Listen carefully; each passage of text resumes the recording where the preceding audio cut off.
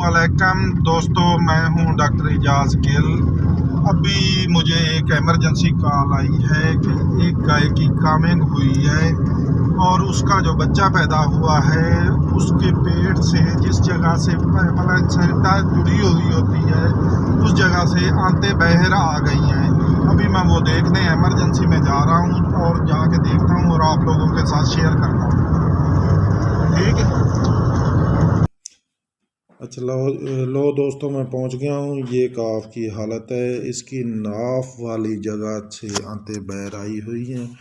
अब मैं मकामी जगह को सुन करके इसको अंदर करने लगा हूं। ये देखें, मैं लिग्नोकिन लगा कर जगह को सुन कर रहा हूं।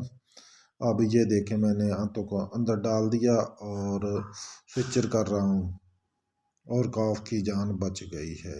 मेरी वीडियो देखने के लिए शुक्रिया।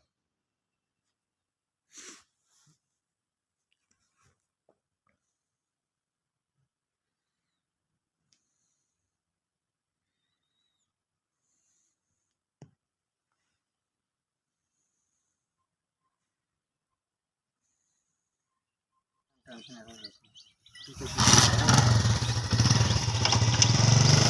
आ गई है, 2-4 दिन करोगे ना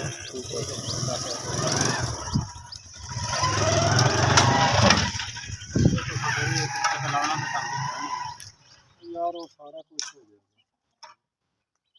तो सारी टेंशन ना